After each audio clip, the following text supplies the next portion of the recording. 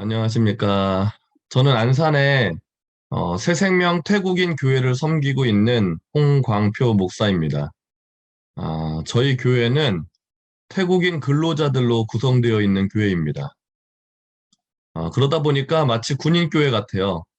한 3년 반쯤 지나면 성도들이 태국으로 다 귀국하고 또 새로운 분들이 유입되어야만 교회가 존속할 수 있는 병장 돼가지고 제대하고 또 이등병 받아줘야 군대가 유지되듯이 전도하지 않으면 교회에 존폐 위기가 오는 그런 교회입니다. 그냥 가만히 있으면 교회는 문을 닫아야 돼요. 왜냐하면 계속해서 성도들은 태국으로 귀국하기 때문인 거죠. 그 속에서 교회가 성장하기 위해서는 적어도 배가 운동을 끊임없이 하지 않으면 성장은 사실 기대하기가 어렵습니다. 저희 교회 사역 속에서 나타나는 비즈니스 에듀 미션에 대해서 같이 또 나누고자 합니다. 저희 교회 안에 나타나는 비즈니스 에듀 미션은 어떻게 보면 어떤 사례 속에서는 비즈니스의 성공 속에 미션의 실패가 나타나기도 하고 비즈니스는 실패하는데 오히려 미션은 성공하는 그런 아이러니컬한 그런 사례들도 또 나타납니다. 그래서 어떻게 보면 저희 교회의 비즈니스 에듀 미션 적용해서 나타나는 어떤 결과물, 열매들은 지금 여기 오신 여러분들이 기대하고 또 머릿속에 그려지는 어떤 그런 기대치와는 사뭇 다른 것일 수도 있습니다. 그러나 중요한 것은 우리가 분명히 선교의 부르심을 받아서 여기 와 있는 줄로 압니다. 그래서 비즈니스 에듀 미션이잖아요. 비즈니스를 하기 위해서 온 것이 아니고 선교하기 위해서 우리가 이곳에 모여 있고 그 선교의 방법론 속에서 우리가 무엇을 가지고 갈 거냐 그리고 또 그런 속에 비즈니스가 정말 유용하고 또 우리가 전통적인 선교로 접근하기 어렵고 다가가기 어려울 때에 이 비즈니스가 그러한 관계를 만들어주는 것과 더불어 많은 유익이 있기 때문에 우리가 보다 더 효과적인 선교를 위해서 이 비즈니스 에듀 미션을 우리가 또 배우고 적용하고 있는 줄로 압니다. 그러면서도 우리가 궁극적으로 분명히 목표해야 하는 것은 선교의 꽃은 선교지 현장에 예배 공동체가 세워지는 것이죠. 즉 교회가 세워지는 것을 말하는 것입니다. 그리고 그 예배 공동체, 그 교회는 두 가지의 모습으로 반드시 나타나야 하는데 하나는 사회적 책임을 인정하고 사회적 책임을 적극적으로 받아들여서 감당할 수 있는 교회로 그 지역 사회 속에 자리매김해야 하는 것과 교회는 반드시 타문화권으로 선교하는 그러한 또 교회로 성장해 가야 하는 것입니다. 우리가 이 명확한 그림을 가지고 비즈니스 에듀 미션을 적용해 나가면 참 좋겠습니다. 그러면 PPT를 보면서 같이 나눔을 하도록 하겠습니다.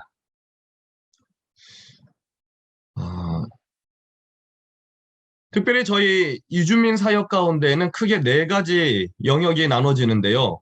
이주 근로자 사역, 난민 사역, 유학생 사역, 그리고 결혼 이주 여성, 가족 사역 이렇게 나눌 수 있습니다.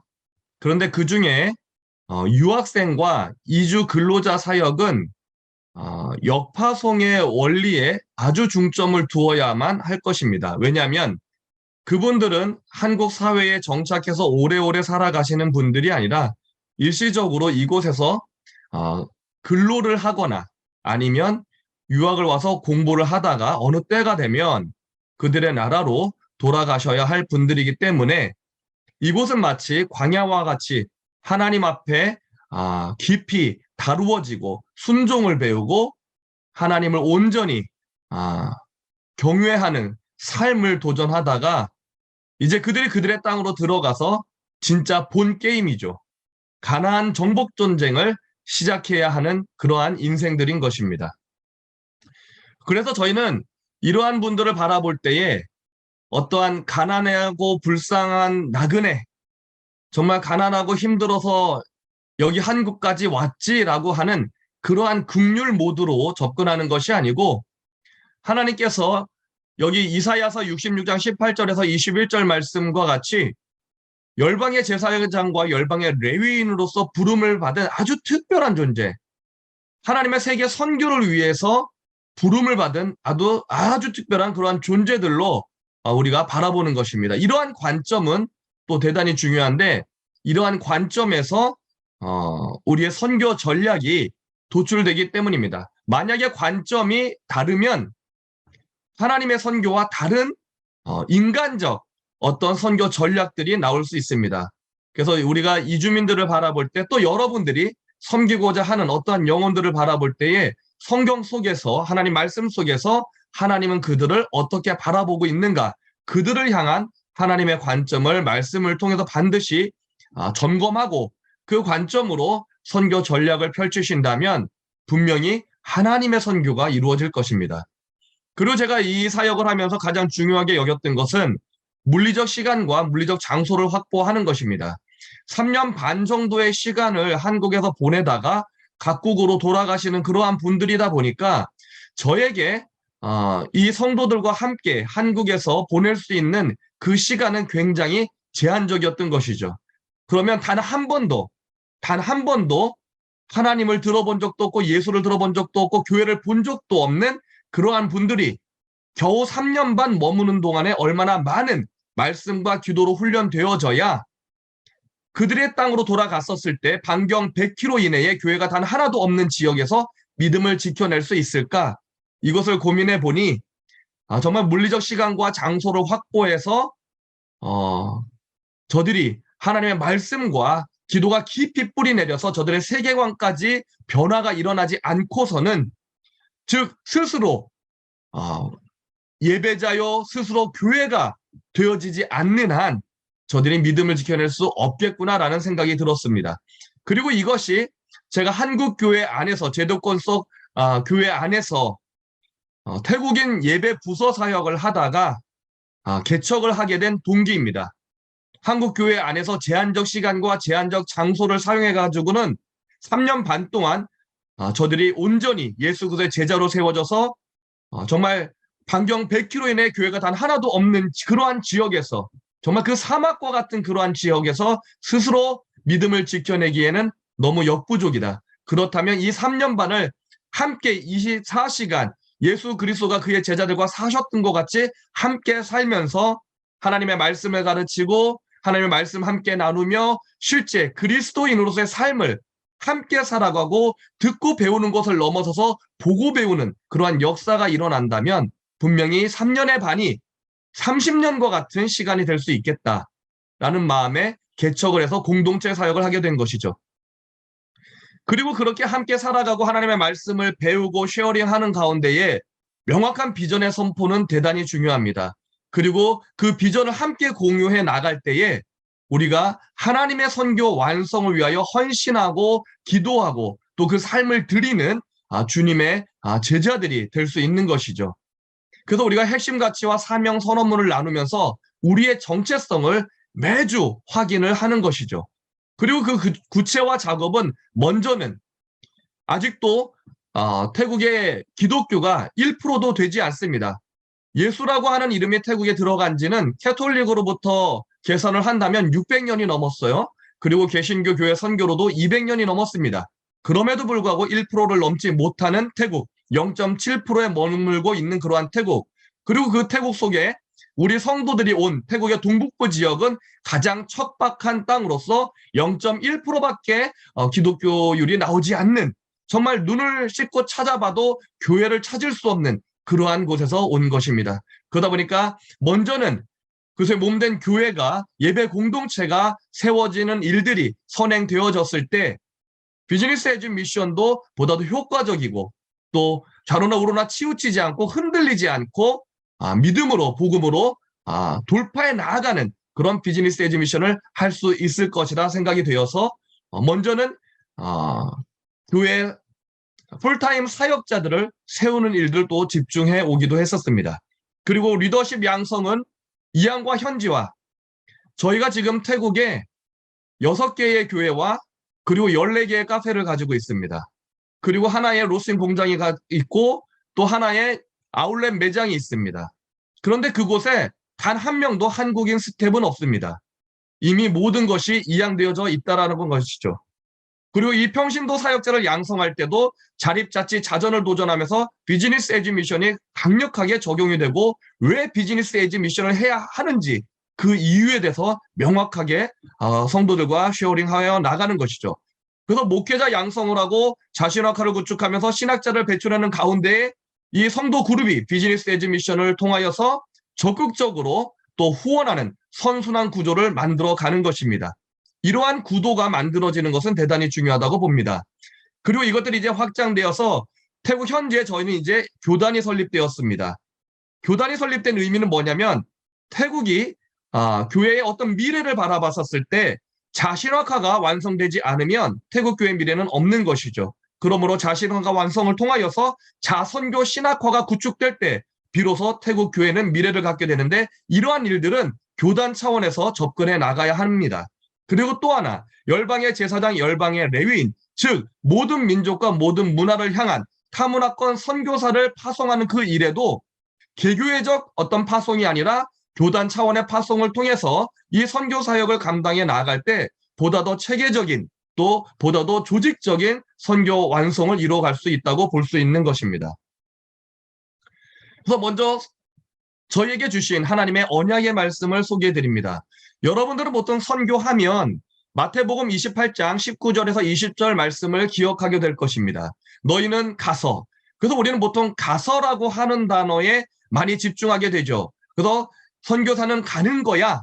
고 미션이라고 하는 그러한 생각들을 가지면서 가는 선교사가 있으니까 후방에서 보내는 선교사도 있어야겠고 후원 선교사도 있어야겠고 동원 선교사도 있어야겠구나 해서 다양한 선교 섹션들을 만들어 나왔습니다. 그런데 오늘 이 말씀은 가서가 아니라 와서입니다.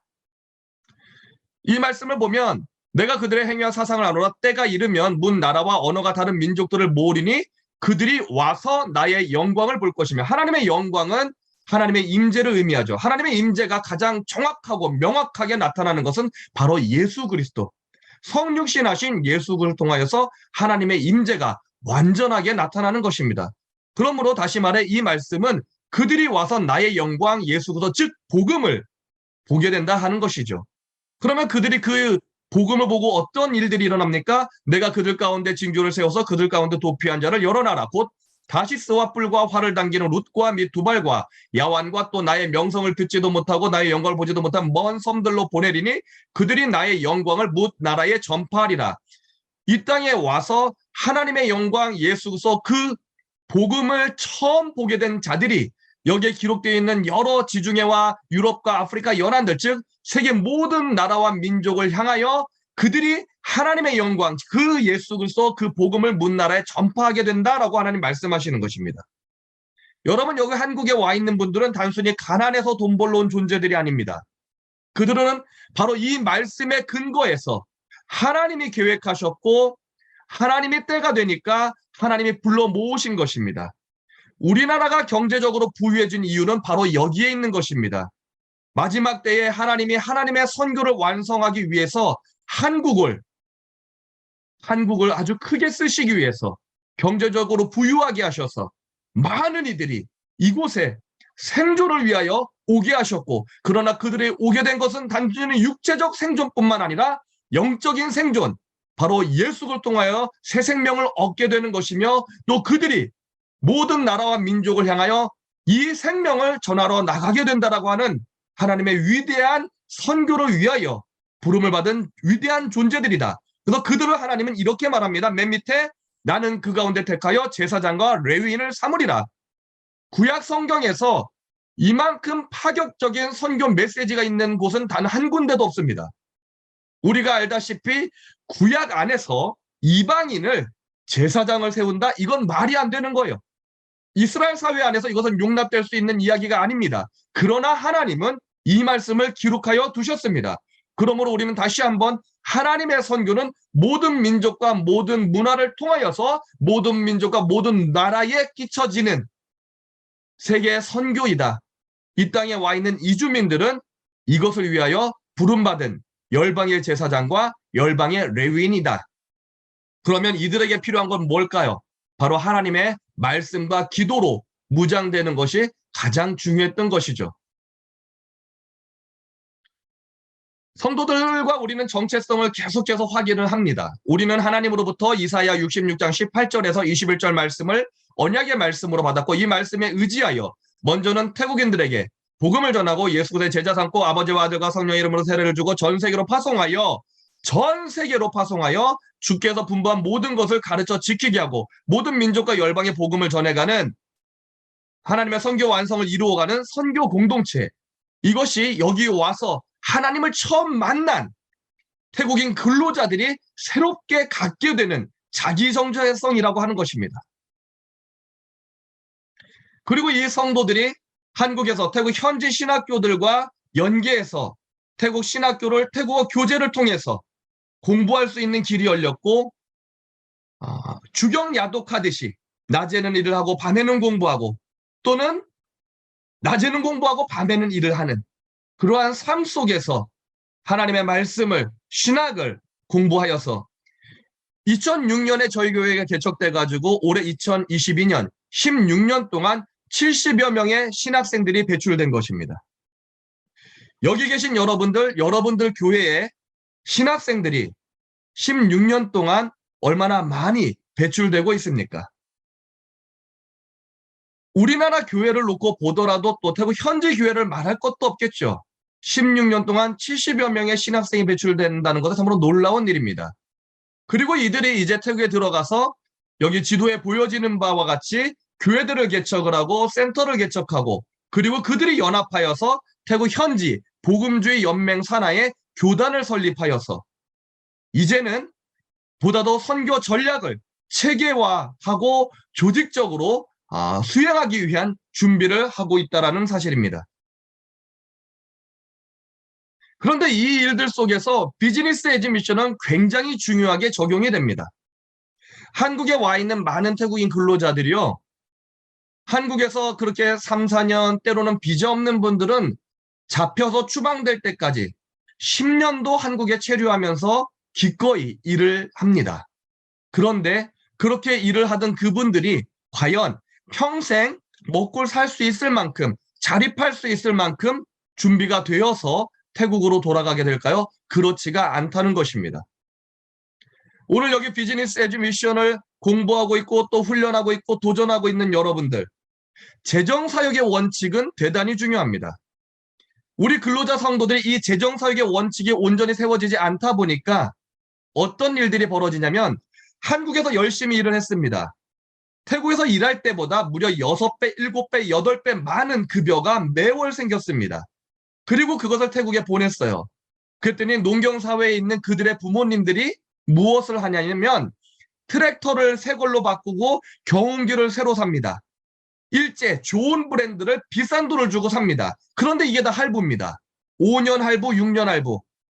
그런데 성도들이, 태국인 근로자들이, 이 땅에 와 있는 많은 이주 근로자들이 한국에 공식적 체류할 수 있는 건 3년 반 정도밖에 되지 않는 것이죠. 그러면 3년 반 마치고 본국으로 들어가면 뭐가 남아있어요? 할부가 남아있죠. 할부가 다 안 끝난 거예요. 이건 뭐예요? 빚입니다. 그런데 태국 현지에서 이분들이 일했었을 때는 한 달 수입이 우리나라 돈으로 4년제 대학을 나와서도 35만 원 정도 됩니다. 그런데 그 부모님들이 저질러 놓은 이 할부는 한 달에 적게는 60만 원, 많게는 100만 원. 한국에서 했을 때에만 가능한 환급이 가능한 그런 금액들인 것이죠. 본국에 들어간 성도들은 본국에서 이것을 감당할 수 없게 되어서 이스라엘과 대만과 일본으로 또 일을 하러 나가게 됩니다. 가족은 계속해서 분리됩니다.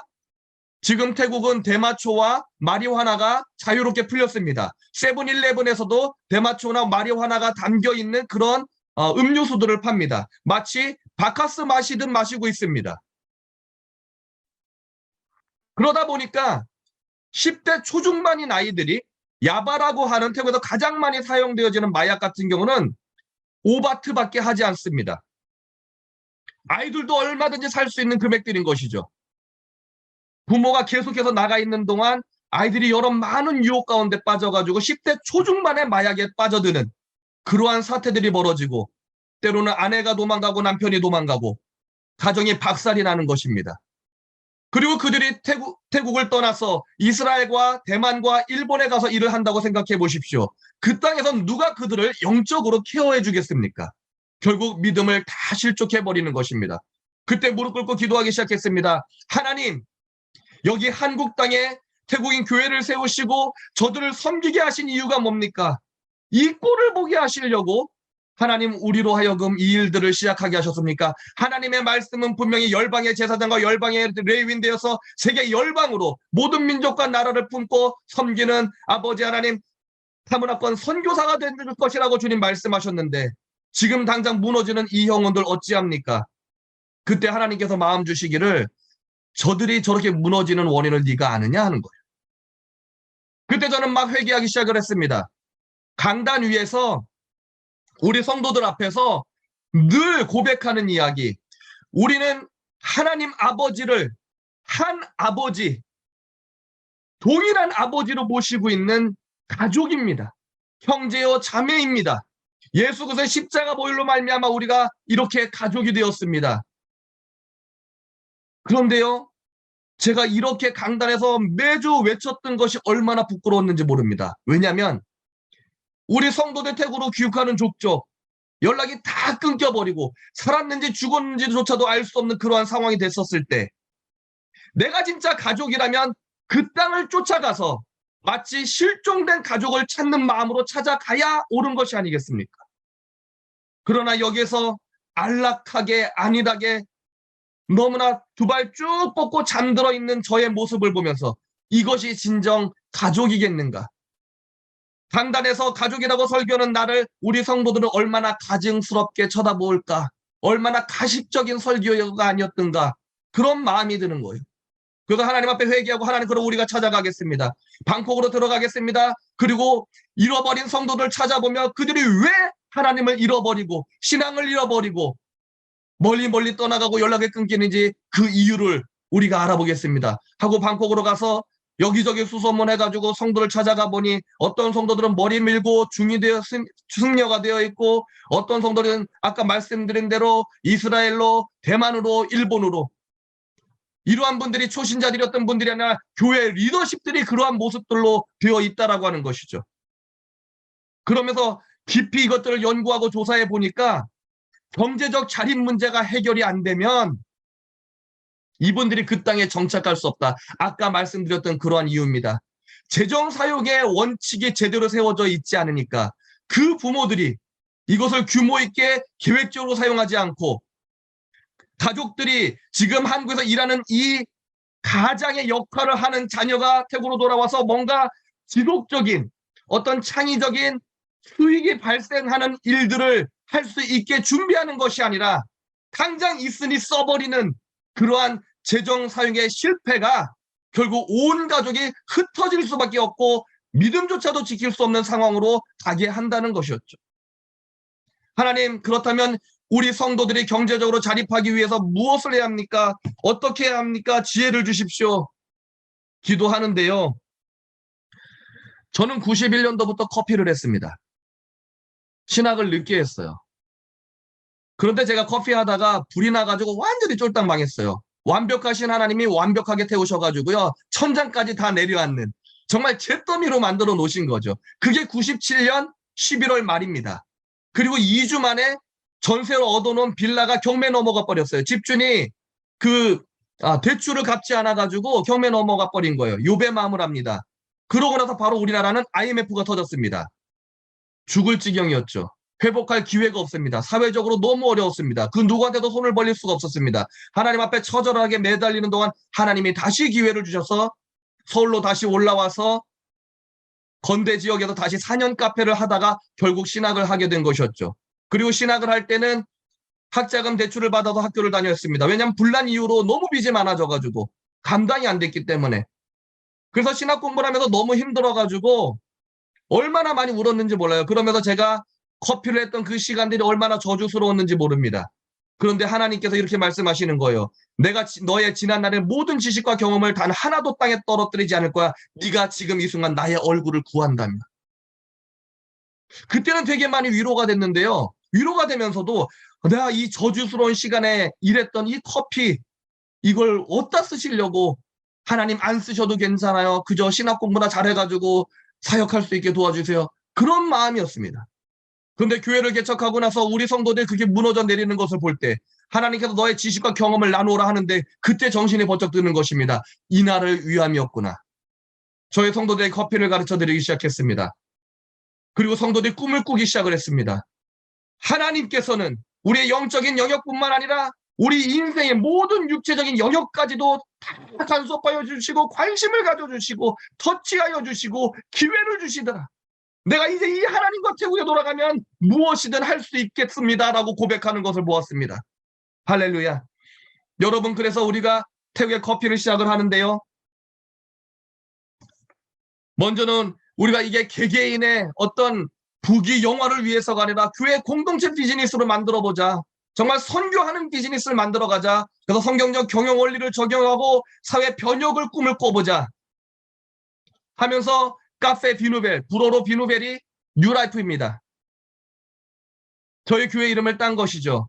그리고 성도들과 함께 기도하는 가운데에 3년 동안 14개의 매장이 만들어진 거예요. 그리고 그 속에서 교회들이 개척되기 시작했습니다. 처음에는 이 그림에 보여지는 바에 의하면 카페 샵이 아닙니다. 여기 이렇게 나무로 짠 부스 있죠? 요런 부스예요. 요런 부스에서 처음 시작을 했습니다. 이때는 아직 법인회사, 프랜차이즈 법인회사 설립되기 이전이죠. 요런 부스에서 하루에 딱 2잔밖에 못 팔았습니다. 1년 내내. 그럼에도 불구하고 이걸 붙들고 하나님의 약속을 기다리면서 그 언약을 기다리면서 언젠가 하나님 우리를 일으키실 거야. 정말 처절한 가난의 시간을 겪으면서 1년을 견디고 나니까 하나님이 행정적으로 법인회사를 설립하게 하시고 로스팅실을 둔 그런 카페를 만들어 가게 하시고 1호점을 오픈했는데 10개월 만에 8배 사이즈로 확장이 되더니 이 카페는 3층짜리 전체 건물 카페가 되고 레스토랑 2개를 두는 놀라운 경영의 역사들이 일어나고 3층에 전용 예배실을 둔 센터가 되기도 하였습니다. 그리고 이곳은 4번째 카페인데요. 아까 말씀드렸던 비즈니스 성공 속에 미션의 실패가 있고 때로는 비즈니스의 실패 속에 미션의 성공이 있다라고 하는 것이 이게 4, 5점에서 일어난 일입니다. 이 카페가 처음 만들어졌을 때는 무려 100m씩 사람들이 줄을 서서 커피를 먹는 사왕덴딘이라고 하는 도시에서 최고의 카페가 되었었습니다. 그런데 문제는 이 카페를 오픈한 우리 꿍자매가 복음을 전하지 않고는 견딜 수 없는 뜨거운 마음이 일어나가지고 경영은 뒷전이 돼버리고 오는 청년들 붙들고 복음을 전하기 시작했습니다. 자기가 간증을 하기 시작했습니다. 동성애였다가 하나님 만나가지고 성적 전체성을 완벽하게 회복해서 완전한 여성으로 돌아간 그것을 간증하면서 많은 청년들에게 도전을 했습니다. 그래서 여기 밑에 보면 매주 화요일 저녁에 예배가 만들어진 거예요. 그런데 문제는 매출은 점점 떨어지기 시작을 합니다. 그리고 결국 급기야 이 카페가 문을 닫고 망했습니다. 슬픈 일인가요? 그러나 하나님의 위대한 계획이 남아있는 거예요. 완전한 교회가 세워진 것이죠. 여러분이 우리가 비즈니스 에즈 미션을 할 때에 반드시 비즈니스가 성공해야 한다라고는 단 하나의 목적만을 갖고 가지 마시고 우리의 궁극적인 목적은 예배 공동체가 세워지는 것, 지속 가능한 선교를 감당하는 카마라콘 선교를 감당하는 그런 교회가 세워지는 것, 이러한 궁극적인 목적을 가지고 간다면 때로는 하나님께서 우리가 비즈니스 에즈 미션으로 시작하였지만 그 방향을 전환하실 때에 기꺼이 순종하고 따라가실 수 있을지 여러분 마음 가운데에 그러한 결단도 있기를 소망합니다. 여기 꿍자매는 부자가 될 수 있는 기회가 있었습니다. 그러나 그가 부자가 되기보다는 복음 전파를 풀타임 사역을 택한 것이죠. 이건 하나의 사례입니다. 그리고 5호점이 만들어지고 많은 카페들이 만들어졌는데 6호점 앞에서는 매주 거리 예배를 태국에 있는 히스파와 함께 예배드리는 그런 카페가 되기도 했습니다. 그리고 건물을 지어서 카페를 만들기도 하고요. 그리고 여러분 아십니까? 우리는 사시사철 참 많은 옷들을 버립니다. 계절 바뀔 때마다 많은 옷들이 버려지고 있습니다. 폐자원을 자립자원으로. 우리나라에서 많이 버려지는, 쉽게 버려지는 그런 옷들, 그냥 아파트 의류함에 그냥 넣어지는 그러한 중고 의류들, 신발들, 가방들, 모자들을 모아가지고 먼저는 저희 교회에서 이렇게 분류 작업을 합니다. 많은 성도들이 이것들 분류 작업하고 또 성도들 스스로도 이것들을 거저와서 거저가는 것이 아니라 오리털 파카든 반팔 티셔츠든 1,000원씩 다 지급을 해가지고 선교비를 만들게 하고 그리고 이것들 다시 다 정리해서 잘 모아가지고 컨테이너로 태국에 보냅니다. 이게 어마어마한 가치가 있는 거예요. 우리나라에서 특히 코로나 시즌 때는요. 이 중고 옷이 1kg에 100원 했습니다. 그런데 태국에 들어가서 저희 이 뉴라이프 아울렛 샵에서는요. 100g, 100g에 19바, 1kg면 190바. 190바시면 얼마인지 아십니까? 7,000원에서 8,000원입니다. 한국에 1kg 100원짜리가 태국에 갔더니 1kg 7,000원에서 8,000원까지 가지는 거예요. 70배에서 80배가 베팅이 되는 겁니다. 얼마나 큰 비즈니스 가치가 있습니까? 성도들이 50%만 팔아내도 장사를 못해서 50%만 팔아내도 그 수익의 가치는 대단히 큰 것입니다. 그래서 이것들을 디스플레이 해가지고 가운데 이렇게 막 모아둔 옷들은 정말 철이 너무 지나고 해지기도 하고 누구도 찾지 않는 그런 옷들인데 이렇게 싸놔도 이것들이 아주 저렴하면 팔려나갑니다. 태국의 건설 노동 현장에 와서 일하는 캄보디아 근로자 또는 라오스, 미얀마 근로자들이요. 하루만 입어도 옷이 다 해집니다. 그러니까 제대로 돈 주고 사면 너무 아깝죠. 여기 와서 이걸 사갑니다. 천값보다 싸게 파니까요. 그냥 냅두면 버려지는 쓰레기니까 아무리 싸게 팔아도 이거는 이득입니다. 이윤이 발생하는 거예요. 그래서 그 어떠한 것도 버려지지가 않습니다. 이렇게 활용을 하니까 이 샵 하나만으로도 여러 가정이 정말 좋은 일자리를 얻고 경제적으로 자립할 수 있게 되고 성도들이 경제적으로 자립해서 충성된 하나님의 종이 되니까 성도들이 교회를 온전히 섬겨서 온전한 11조와 또 여러 많은 감사 예물로 교회를 자립시키는 주역들이 된다는 것이죠. 이렇게 디스플레이를 해가지고 아울렛 매장을 통해서 한 교회가 자립하고 여러 성도들의 가정이 자립하는 역사가 일어나는 겁니다. 그리고 취인마이 유기농 양계 저희가 보나콤 양계와 협의해가지고 목사님을 초청해서 태국에서 강의를 열었습니다. 많은 성도들이 반응을 하는 거예요. 저희가 이제 3차 비즈니스 에즈 미션 모델을 바로 보나콤 유기농 양계를 준비하고 있습니다. 이 일들을 통해서 목회자가 된 성도들과 그리고 비즈니스 에즈 미션으로 자립하는 성도들이 팀이 되어서 교회를 개척함에 두려움이 없고 이미 개척된 교회를 오히려 성도들이 이제는 후원까지 감당해 나아가는 선순환 구조가 만들어져 가고 있는 것이죠. 물론 때로는 아픔도 있습니다. 카페를 오픈해가지고 처음에 열심히 신앙생활하던 성도들이 너무 장사가 잘 돼가지고 비즈니스에 올인하다 보니 주일날 예배를 빠지기 시작하다가 결국 실족하는 성도도 생깁니다. 비즈니스가 성공하니 미션은 실패하는 사례도 온갖 사례가 다 일어나는 것입니다. 그러므로 우리가 이러한 비즈니스 에즈 미션을 할 때는 반드시 팀 선교를 처음 초기 때부터 계획하고 로드맵을 만들어서 공동체 비즈니스로 풀어갈 때 그러한 위험성을 막을 수가 있다라고 하는 것입니다. 여러분들에게 도전합니다. 우리가 교회를 세우지 못할 수 있습니다. 우리는 목사들이 아니기 때문에. 그렇다면 여러분 목회자 선교사들과 조인하십시오. 연합하십시오. 그래서 견고한 교회들을 세워나가는 그 일들에 여러분의 비즈니스 에즈 미션이 보다 더 효과적으로 쓰여지길 원합니다. 그래서 끝까지 주님 오시는 그날까지 열매들이 남아있기를 소망합니다. 저는 여기까지 하겠습니다. 감사합니다.